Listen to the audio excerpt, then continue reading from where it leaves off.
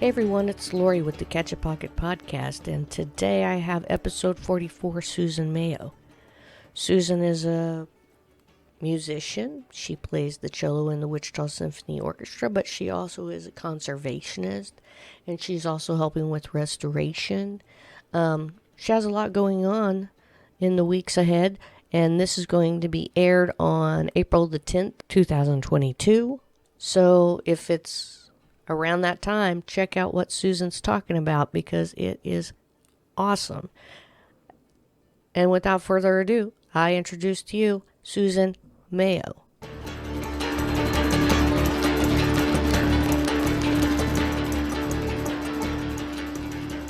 I'm here with Susan Mayo, and Susan does so many things with the community, but one of them is playing in the Wichita Symphony Orchestra and also the Flint Hills Counterpoint, which is an environmental conservation type of group. And then she's doing some other things with the Peabody City that we're going to go over during the course of this interview. How are you doing today, Susan? I'm great. I'm delighted and honored to be here. Thanks for coming. I appreciate your time. And so on the Catch a Pocket podcast, we talk about you. So you as an artist and you as an individual. So we start from birth. Where were you born? I was born in Virginia. My dad was in the Marines for 20 years, and there's a base there in Quantico that they were at. Yeah. So what did your dad do there in the Marines? You know, he was a pilot. He flew in World War II and in the Korean War and in the Vietnam War. Wow. What did he pilot? Did he pilot jets or did he pilot like carriers? Or do you Well, know? he started in World War II with Corsairs, which the Marines, he was in the Marines, which the Marines got, and he flew off a carrier. So those were fighter pilots, and he had some really had an interesting story. He ended up teaching history at a college. You know, he got his doctorate, and he was teaching recent American history, which is what he taught, and he was looking at old news footage of World War II, and he saw this pilot doing a crash landing on a carrier, and he goes, "That's me." And it was. He didn't even know the footage was there. Wow. So now we have that. But then he came from a really, he grew up in the Depression, came from a really poverty-stricken family, no electricity, no water, they moved from house to house and were evicted. They were good folks, but just, his dad had polio and couldn't keep a job or whatever. Yeah, they lost the farm, blah, blah, blah, blah, blah. Sure. But, and the service offered him an opportunity for advancement, and, he took it, and he was in there for 20 years. And then right about the time when I was, I think, 4, he retired, and they had kids late in life, and he went back to school and got his doctorate in history. So how many, they stayed married all through their lives? No. Your parents? They stayed married for about 36 years until I was 21, and then they got divorced. Really? Mm-hmm. 21. Wow. 36 years. That's a long time to stay married and then decide to get divorced, but hey. It is. Mm-hmm. It was tricky, but, my dad remarried my stepmom, Joanne, who I'm real close to now. And she's, my parents are, of course, long gone. And it's nice to have a connection there with her and her kids. Mm-hmm, she is. So she must have been younger than them then? Okay. So how long did you live in Virginia, you said? Not long. I think I was 2 or 3. And then we moved to Arizona, where my dad went to school. And we moved to Oklahoma, Norman. He went to OU for a while. And then mainly when I was about in 4th grade, we moved to Flagstaff, Arizona. And that's where I grew up. And that's what I really think of as my hometown. Which is a lovely, yeah. It's beautiful, isn't it? Yeah, it's gorgeous. Oh, yeah. And a lot of art there. Mm-hmm. A lot of artists and things like that there. Mm-hmm. So that's kind of neat that you were... when I was growing up, it was really just a little hick town, and Arizona was not cool. The Southwest is now cool. Yeah. It was not when I was growing up. And it was just when I came back after college, it was just starting to kind of have an art scene there. Okay. And it's since, I've become just, a huge, great place. Yeah. Mm-hmm. And very costly to live there. Mm-hmm. Yeah, because I was looking into that because I like the warm climate better than the cold. So I'm always kind of looking at where I'm going to be someday or something like that. So, okay, you lived in Flagstaff for a long period of time of your growing up years. Fourth grade until I graduated from high school. High school. And then when you graduated from high school, is that when you guys moved to Oklahoma? No, we were in Oklahoma before I moved to Flagstaff. Oh, you were before. Yeah. Okay. So Virginia, Mesa, Arizona, Norman, Oklahoma, and then Flagstaff, Arizona. And that's where he finished his college degree? That's actually where he got a job teaching at Northern Arizona University. Oh, okay. So that's why we moved there. He got the job there, and it was a beautiful place, and we were all into hiking and camping and all that because it's in the mountains and it's close to the Grand Canyon. We hiked a lot in the Grand Canyon. That would be wonderful. Oh yeah, it was. Man. It was really nice. That would be nice. So you have how many brothers and sisters? I have one brother and one sister. Okay. And do they older. both live here, or are they? No, my brother is in Portland, Oregon, and my sister she just moved to South Carolina. Okay, South Carolina, just like Columbia or something like that, or? It's terrible. She just moved, and I can't quite remember exactly where she moved. What caused you to move from Arizona, where you loved, to in high school? Did you go right to college? I did, and I went to a place in California, the University of the Pacific, and I got, I wandered around several music majors, but I ended up with a degree in cello performance. And then I went back for a year to Flagstaff, and I was adjunct faculty at the university. I taught class piano, and I accompanied the opera theater, and it was lovely. And then I went to the Peabody Conservatory. It's Johns Hopkins. It's in Baltimore for a year, and then that was when my parents got divorced. Was that year? Year? Yeah, and it was kind of a fiasco in many ways. So I ended up coming to Kansas. When I originally went to school as a freshman, I had, I think, like a triple major. I was music therapy, which is why I ended up in Stockton, the University of Pacific. They have a music therapy program, cello performance, and theory composition. Okay. And out of all of those, I ended up with a cello performance. But then, and I went to Peabody with cello performance, and I ended up coming to Wichita then, be closer to where my mom was, and to do special music education. Where was your mom at that time? She was in Flagstaff. So it was a day's drive, and I knew closer than Baltimore. Yeah. Okay. Yeah. And yeah, financially it was a better fit too. So anyway, I came here for the special music education. I got certified. I got my master's. Wichita State? Okay. My master's, and that's what brought me here. And the first day I was here, I met Kelly and Diana Words. Okay. And my husband was living in the same kind of student slum with Kelly. Yeah. So I met him the first day I was here, and I met Paul Elwood the first day I was here. Okay. And so these are people you still I know. hang with regularly. Yeah, I think we had like our 30th anniversary, and we're all in Taos together. So it's real nice. That's They're really all, cool. yeah. It's been, and it just was a good fit, and we ended up staying here. I got married a year later, and oh really? Yeah. So you met your husband through? Yeah, the first day I was there, he's living in the same house that Kelly was. Yeah. So, and I just saw him, and he made me, I was vegetarian at the time, and he made me vegetable curry, and I just thought, nice. This is a keeper.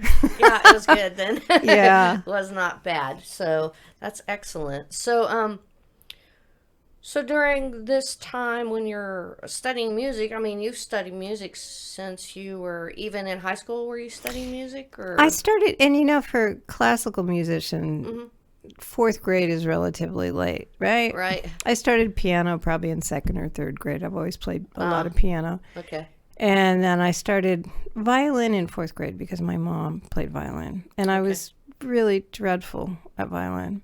And I played it until I was like in sixth grade, and I played bass for about 2 weeks until I figured it's way too small for it.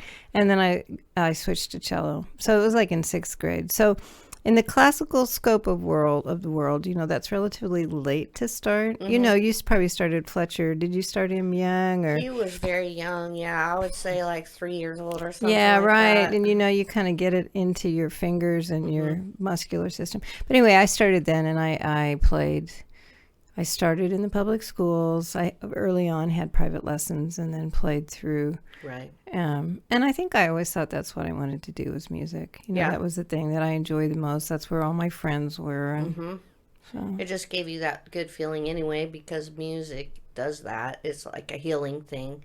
Like you were saying, you were studying to be a music therapy coach, maybe. And I think that was one of the things that I always, and I think probably some of the community projects I have now, I don't think about it consciously, but I feel like music is a form of communication, and how we use that is that we create community and we help in that way. It's the positive thing that we do. And music therapy was a real tangible way of doing that. It was like, okay, I'm using this as a tool in therapy to help these people. I think as a performer and as a community organizer, it's a little more tenuous, but I think it's what you bring to your performance or to your organization. It's the attitude and the meaning behind what you do. And for me, I think that's what's kept me playing the whole time, is just that conversation, who are you and why are you doing this and how are you interacting with the world and with your community? And then that makes it meaningful, that makes it worthwhile. Definitely. It makes you keep going. It's like you have something that kind of really screws up and you're like, and then you think, well, why do you play? Why do you play? Do you play so that everybody says, oh, you're real good? Or do you play because it means something to you and you love it? You can't not do it. Right. And it's a form of communication and community with the folks you're playing with.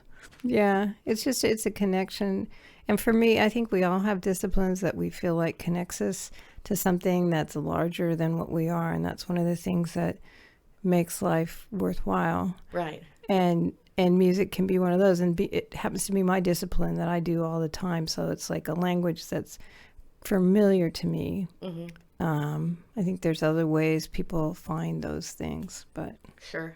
Yeah. So, and we're really glad, because it's wonderful what you do. I've heard you play in so many different groupings, whether it be the Symphony Orchestra or a small group of, like you and Nikki Matamog playing at Tanya's Soup Kitchen. It's still beautiful and lovely, and everything about the cello is very, I don't know, comforting to me, I think is the It's a great instrument. We've got the sound, like we can play fast and flashy, but it's harder for us than like violins. That's one of their, that's like their strong point. They play really fast and flashy. But cello, we've got that sound, that really rich, beautiful sound. And I think that's what drew me to it and not to violin. It just feels like a better. Yeah, it's very soulful instrument, I feel like. So it's kind of neat to know people that can play these kind of instruments that are just not the violin, not the lead guitar, but the others that make it whole, like a big sound, a more of a body to the work and stuff. So the cello is a great one, and I really like the clarinet a lot for the same reasons. It just feels fills the space with this beauty or something like that. So neat. So let's talk about your projects that you've been into, that you've gone into, Wichita Symphony Orchestra being one. How did that come about for you? Well, I auditioned when I came here. I came here kind of at the last minute. That was a tumultuous time in my life. That's when your mother and my mom and dad got divorced, and money was an issue and blah, blah, blah, blah, blah. But anyway, I got a nice scholarship to come here, and part of it was that they said there was an opening in the symphony, so I auditioned and I got that, and it's been it's coming up to 40 years. Really? It was a long time. Nice. I've been playing a long time in there. And it's been a cornerstone for me musically and also financially. I mean, to a certain degree. And when you have a decent regional orchestra, I think one of the things that it does is it draws a community of musicians together, because even though it's maybe not their full-time position, it's really important. And for me, it's been an important thing. I do like to adventure out of that genre and out of classical music. I've always really been interested in playing with people that I like. And so, I think, feed off the energy type of deal. yeah, just people that I like. So, I think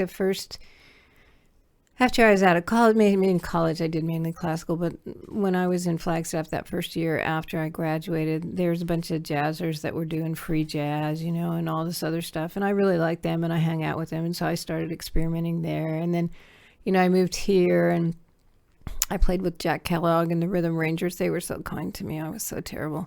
I played electric bass with them. Oh, yeah? Yeah. And, and then just gradually... And when I first moved here too, I started a band with Kelly and Diana Words, and with Paul Elwood, and so just experimenting. And I still feel like a novice in those areas because my ears, I'm really good at reading music because I play piano and I play cello, and so reading music is a strength for me. But playing without music, it's not. I have a band right now together. It's called Multifarious. It's banjo. Paul's on banjo and saxophone. We have a saxophonist from Scotland. Oh, wow. And we were supposed to play in Poland. Nice. In a couple of weeks, but Ukraine and tumultuous. Whatever else. Yeah. I don't know. So I don't know. They're coming here. But anyway, they're coming here and we're doing some video and some playing up in Kansas City. But the sax player said, we were talking today, she goes, well, I just think we should really have all of our stuff memorized, and I'm just like, give me my iPad. Just like that at Winfield too. Give me my iPad. So that's a continual challenge and good thing for me to just keep working on and improvising, like if I have chords, I'm pretty good. I can, if I have chords in a tune, but if you just set me in there without anything, I mean, you will probably, any jam session I've attended with Phil is evidence of that. Although I've never heard that. But. Although I'm getting better, right? Okay, this is another fun thing I'm doing. In Peabody, there's this 99-year-old that plays guitar, and he's really good. And one of my friends, she's an older woman. She's 88, and she's amazing. There's another inspiration. She's got goats and sheep and this huge organic farm. Wow. Yeah, she's amazing. Anyway. In Peabody. Okay. Marilyn Jones, man. She's amazing. But anyway, she's friends with Bob and he's 99. 99. She's 88. She's 88. And she's like, you and Bob should just get together and make music. And I'm like, oh, Marilyn, he plays big band music. I don't know. But anyway, so now we have a little band. His nephew plays keyboard and he plays guitar and I play and we do big band stuff. And it's been amazing for me because it's low key. We play Wendy's in Hillsborough. Okay. Once a month. And, people will ask us to play something and they'll just go, oh, yeah, like, Susan, you could play that. Can you like, ah. But it's been a great learning experience because, they only play in C, G, and D. And so the easy keys. And so that's a fun thing. And I think that's maybe just been a kind of a lifelong motif is playing with people that I like and trying to learn the language that their genre that they have so I can play with them. Yeah, because everybody plays a little differently and the way that they finger things can be different and just who they learn by and and just the styles are really vastly different and the the tunes that they know and all that kind of thing. So sure. Yeah. So it stretches your mind. Yeah, and just there's so many great people that I've met and become friends with because of that. Through the symphony?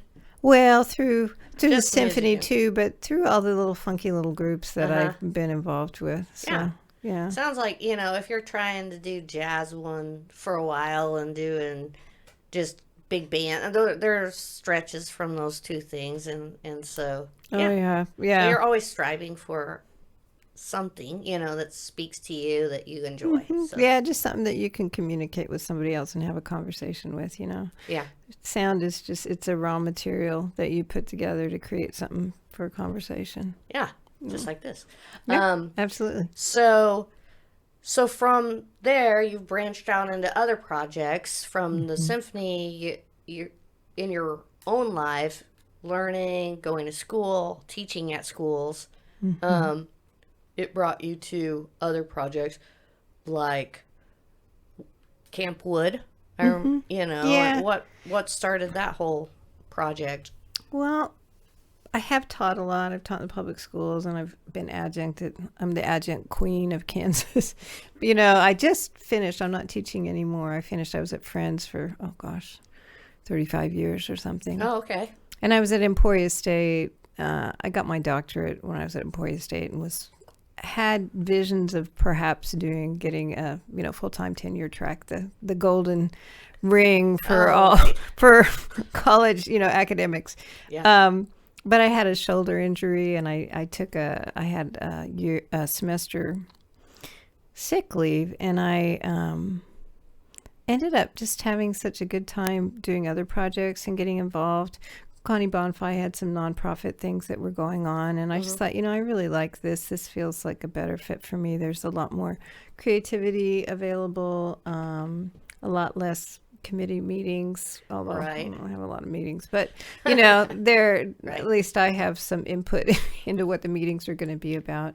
So I started doing some things with Connie. We did Vibrant ICT, which put music out into the downtown area. It was a Knight Foundation project sponsored by Chamber Music at the Barn. Okay.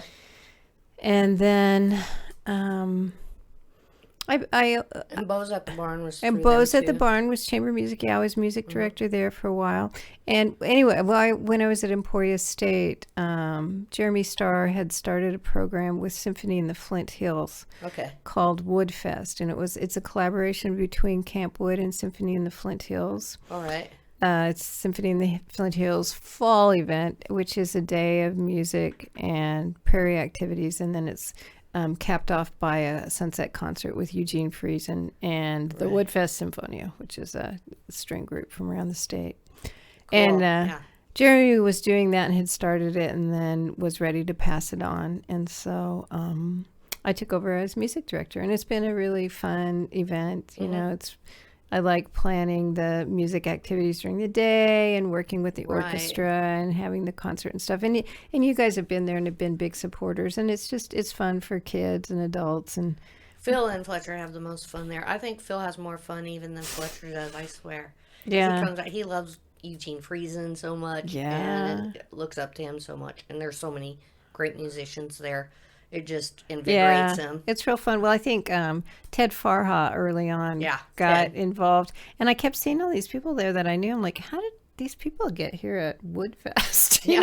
Jeremy didn't bring these guys. So then when I saw Ted, I'm like, okay, that's where this is coming from. He did a lot to really build a good set of musicians there that are there.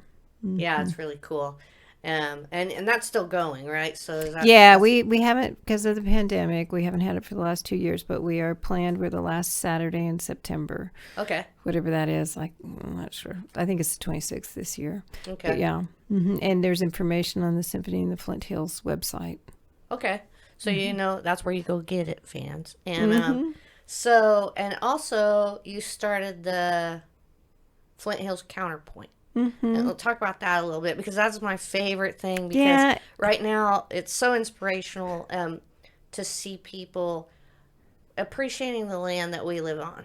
And I see that from it's a great project. It originally started out because I got a tallgrass artist residency through the Kansas Creative Arts and Industries Commission. And my project was to write a string quartet based on the sounds of the tallgrass prairie, which I did, which we'll be playing at the ARB on April 17th and at Tabor College on April 22nd. Nice. I have a quartet together called the Switchgrass String Quartet, and we all improvise. So it's kind of an unusual string quartet. And this quartet calls upon the members of the quartet to improvise as well as play written music. So they have to be pretty versatile players, the classical, but also improvising. So anyway, I had that residency, and at the same time, another resident at the same time was Cyan Meeks. She did a documentary. She's a filmmaker, did a documentary about the Tallgrass National Preserve. And she asked me if I would want to do a project together. I could score a film that she would do. And I was like, yeah, because she's really good. She's had stuff at Sundance. She teaches at the Kansas City Art Institute. I was like, okay. So we tossed around a lot of ideas, and Well, anyway, when I got back from the residency, it was in Matfield Green, and I had 10 days there, in the tall grass prairie. It's just so clean and beautiful. And I came back, and you've been to our place. Did you ever make it back? I feel so bad about that bike tour. Oh, my gosh. Anyway, we have a lot of trees. Yeah, I made it back. Another story. It's coming up in another week. Yeah. It's not going to be Monday this time. Anyway, I came back, and we've had 14 acres, which we really hadn't done much with in terms of being land stewards, because I've been, I have my daughter, I homeschooled her, I got my doctorate, I've been teaching all over the state and playing, blah, blah, blah, blah, blah, blah, blah. And I came home and I just thought, our property is a mess. There's the woods, there's been ice storm, there's all this downed wood, and so I thought I really want to do something with this, and I talked to Annie Wilson. I don't know if you knew who she is. I don't know. She's amazing. She's a singer-songwriter. She's with what are they called? Prairie Express. I think she lives in Chase County and ranches. And anyway, she said there's the Forest Service has grants available for doing work on your land stewardship projects. So I had a guy from the Forestry Service came out, and he pulled up a plan to clean out areas of our woods and replant with native and trees that are more conducive to wildlife. And also to clean out our windbreaks. And then that way for fire, right? Well, not, he said it's not going to really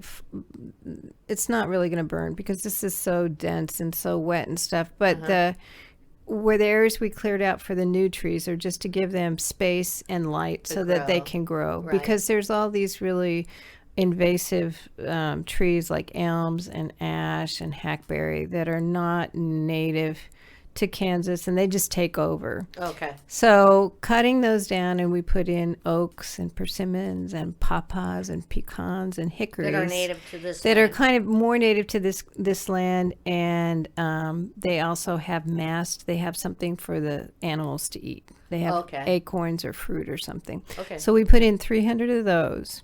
Wow. And I mean, it sounds real impressive. Right now they're in these plastic tree tubes, and it kind of looks like a cemetery. But we're hoping that this year they will actually come out of their tree tubes, and you'll be able to tell that there's trees there. We just replanted. You usually lose about a third of them, and we just replanted about 83 trees last week. So little bare root seedlings. But so those are doing pretty well. We feel like that's on the ground, and then off the ground.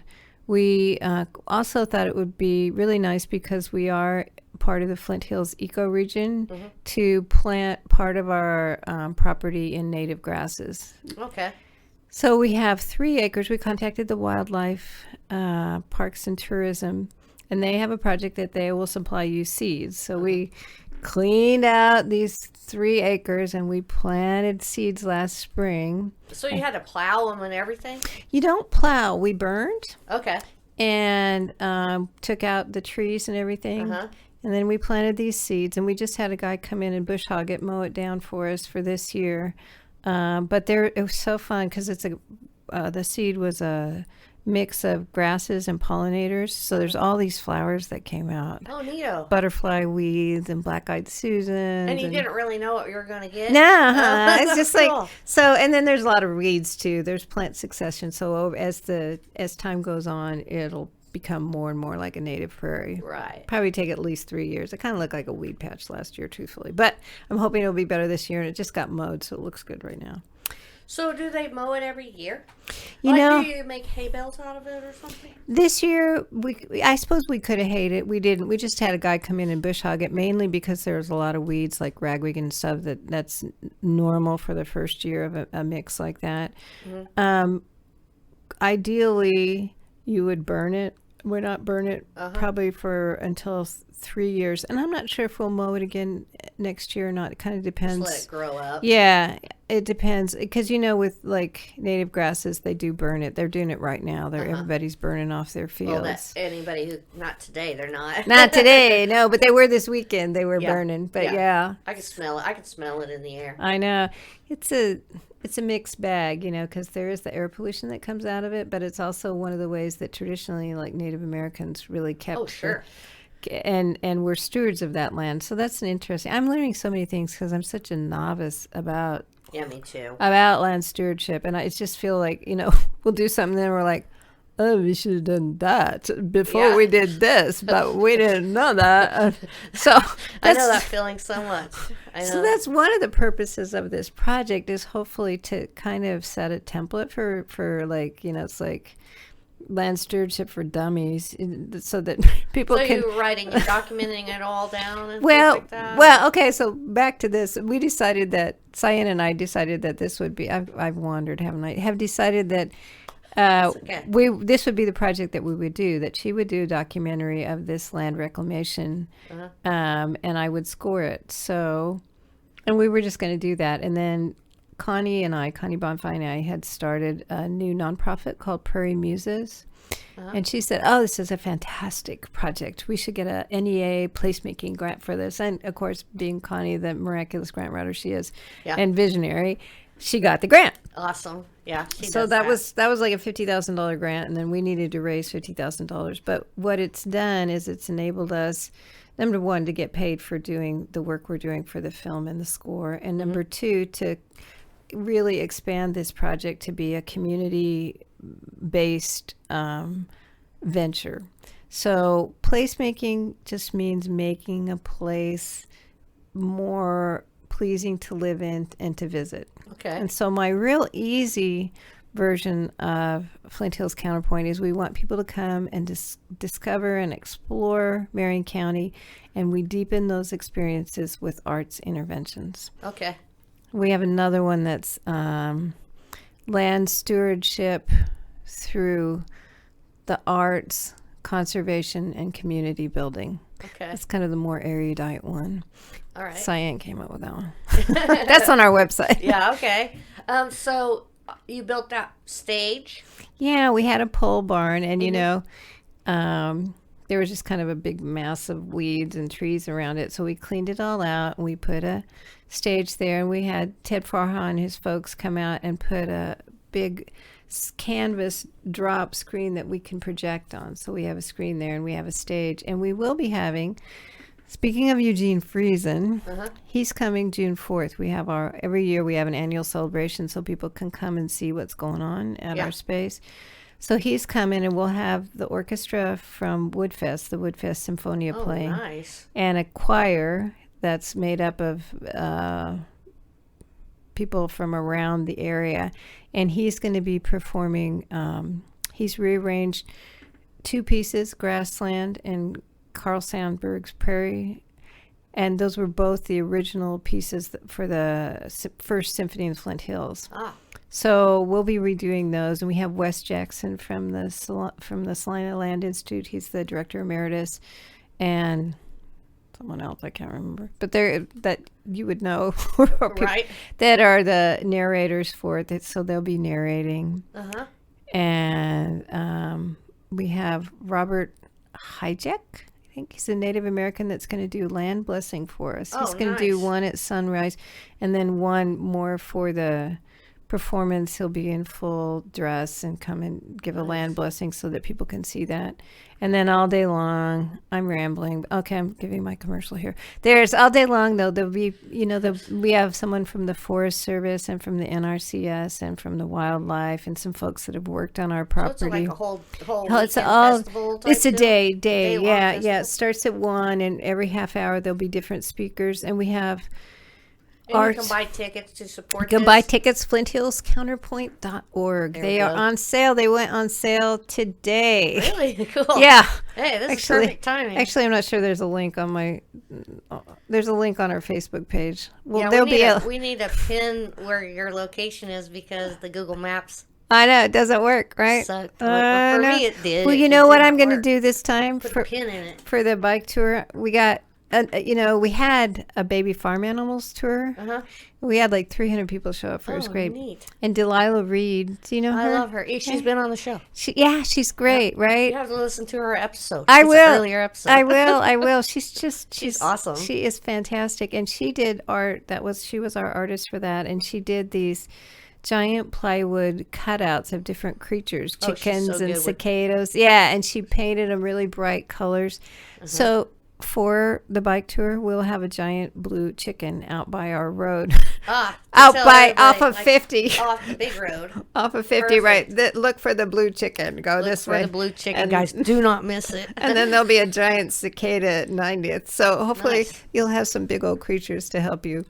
But yeah. So anyway, It's a great event, and I hope to come out and make. When is that? 2 weeks? So April 16th. that's the bike one, right? Yeah, it's a musical bike adventure. There's Dustin Arbuckle and Matt Woods are going to be on our main stage at lunch. And then we also have a group from Kansas City, Freight Train Rabbit Killer. Oh, cool. They're like an American roots band. Okay. They make their own costumes and some of their own instruments, and really interesting. They'll be out in the woods. Lovely Scott Martin is going to have a portable stage and a generator out there, so they'll be in the other part. And then we have my 99-year-old guitarist, Bob Delk, and his nephew, and maybe me if I can get myself away. That'll be at the Copper Shed. That's that first. It's like an antiques folk art. I know this. You know this. We went past it. Yeah. On the last time. Yeah. So yeah, it's really cool. Like a antique farm. Yeah, they've got, well, Shopping. the original guy that started that was the state artist of the year, and he did art out of farm implements. Yeah. And there's some really interesting things, and like in the sidewalk and stuff, there's embedded farm. Right. Implements. It's just cool. It's really fun. It is really cool. Yeah. I looked all through everything. Yeah. Well, I was just trying not to bicycle mostly because I was out of shape. I am out of shape. So yeah. Well, yeah. It is fun. It is fun. And then at Marion City Park, there'll be that same group that was there last year. There's sort of a manouche, what we used to call gypsy jazz and world music. Oh, cool. Violin, cello, and guitar. They're real good, and they're just fun. They're charming. And there'll be a story walk for kids on bike safety. So a lot of things going on. I think it'd be fun. That's going to be in 2 weeks. Yeah, April 16th. Okay. It's that Saturday, and it looks looking like the weather's going to be nice. Yeah. No rain, not that it's going to be Cross your muddy. fingers. Yeah. Cross your fingers. Yeah, but I'm looking forward to that. And so you've got lots going on with the Flint Hills Counterpoint. Am I forgetting any of your Well, adventures? we've got, let's see, yeah. Flint Hills Counterpoint has a lot more tours. They have Natural Springs Tour in May, Edible Plants in September. Oh, yeah, I want to go to that one bad. Yeah. I really do. It's going to be fun. And historical museums and Chaparral the Saturday after Thanksgiving. So we have a lot of things. So other things that I do, you're probably running totally out of time. The Sunflower Theater is a little historic. And I think what happened, I got really involved in things around my neck of the woods. I was headed that way before the pandemic, but the pandemic was like, well, I'm not going anywhere. And look at all the stuff I've got around here that I can do. So it was the timing, as much as it could be good, I had things to do. I felt blessed by it too because I was in a nice place in my life. You know what I mean? To be isolated wasn't a bad thing at that time. You'd learn a lot. I really missed playing with people. That was hard. That was hard. I missed going and seeing And people. seeing, and just the community. But also there are just a lot of things you can do when you kind of have a enforced You isolation. can focus on yourself more. And that's nothing wrong with that. And just a smaller, your little bubble group of people. Mm-hmm. So somehow I got involved with the Sunflower Theater in Peabody, and it was gutted in 1960 to make a bowling alley. Oh, wow. And then the bowling alley was gutted out of everything was out of it. I don't know, 6 or 7 years ago. So it's kind of like this shell, but the outside is beautiful. It's got terracotta sunflowers and glazed Is it block. right downtown of It's Peabody? right downtown. The whole downtown of Peabody is on the National Historic Register. Because the Marlers live there, and Right. they do the Flint Hills, Flint Hills Gypsies. It's right And across the street. Do they still have the Auntie May's store too? Like 2 little stores on that strip. Yeah, they've got Like a more Magnolia type of store and more eclectic type Yeah, of store. yeah. They have. Oh, I can't believe I can't. Oh, it's Fanny Sterling's. Fanny Sterling's. Yeah, it's down at the end. And that's the more Magnolia one. Yeah, So, right. It's got shiplap and this kind of thing. Yeah, lots of really nice antique furniture and stuff. And when we're going to Flint Hills Gypsy is like vintage, cool, just fun stuff. I was in there just the other day. Eclectic dentist. Yeah. Doctor office stuff from deer heads and accordions and whatever else. Yeah, exactly. It's a fun I love space. That place. I could just walk around for all day. Yeah. Well, it's the downtown pop. Peabody is hopping. There's stuff that's going on in the Sunflower Theater we got going, and I'm board chair for it. We got it established as a nonprofit, and we just got an $85,650 grant, nice, from the Heritage Trust Fund. That'll go a little ways. Yeah, well, it's going to secure what they call secure the envelope. It'll clean up all the really beautiful historic front of it, which is it's very impressive. One of the nicer fronts of a theater in the state, I think. And then it'll do all the tuck pointing and fix the bricks and stuff and a little bit of roof work. We have a new roof on it. So it'll start us, and then we can start working on the inside of it. But it's been a fun project, and we've done a lot of activities, even though the theater is kind of a shell right now. We did a reimagined spaces. Chayla Clausen? She teaches dance at WSU. She and I got a reimagined KCAIC grant. We collected memories of all the people that remembered going to the theater when it was a theater, and then we did a music and dance piece about that and presented it in September. It was so fun to hear the memories, and then just to try and write music that fit with that. And then she did dance that went with that. It was really fun. So cool. Yeah, I want to perform it again. I'm thinking about, Elizabeth doesn't know this, I have lunch with her, but I'm seeing if Elizabeth Stevens, if we can do something out at Town West maybe and do it over again. Yeah. Wouldn't that be fun? Yeah.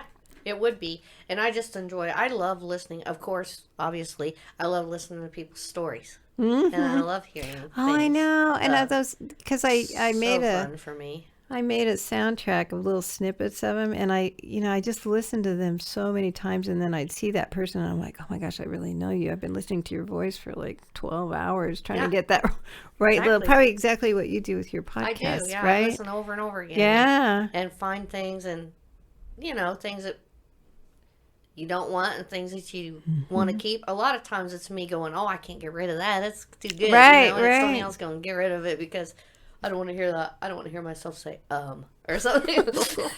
And I'm like, okay, I'll get rid of some ums, but I can't get rid of all ums because it sounds weird. Yep.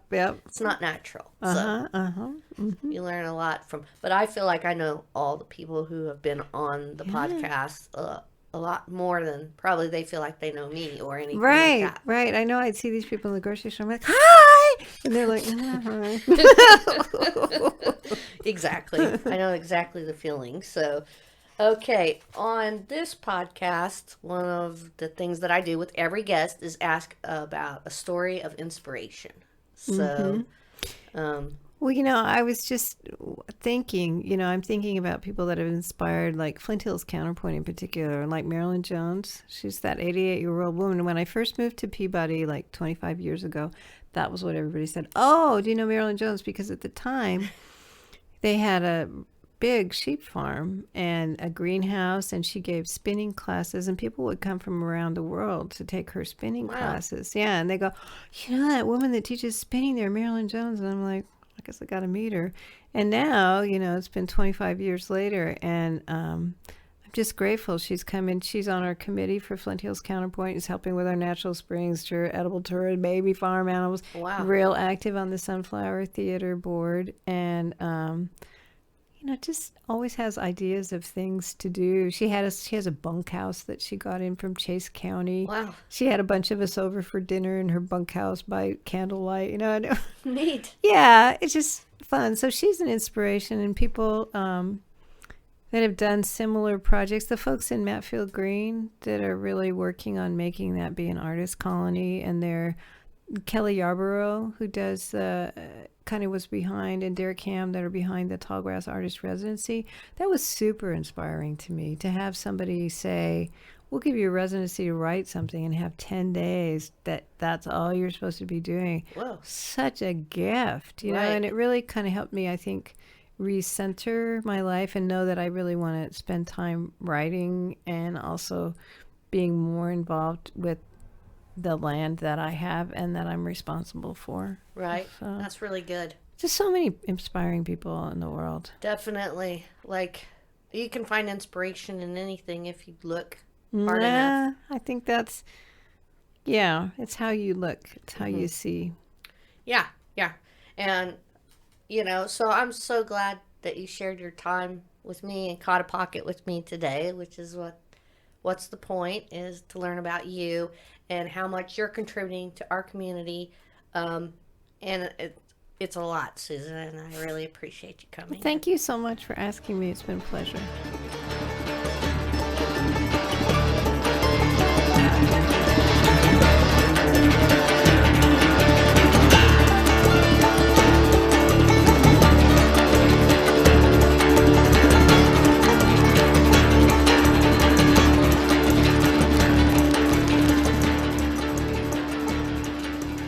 Thank you, Susan, for joining us and letting us share some of your life experience. And thank you guys for listening. The Catch a Pocket podcast is brought to you by me, Lori Burris, and my love for wanting to document the artists of Wichita and the surrounding areas. Thanks to Kirk for the music. Thanks to my family for all the help with technologies and such. Thank y'all for listening. And as always, I hope you guys catch a pocket you can be proud of. See you next time.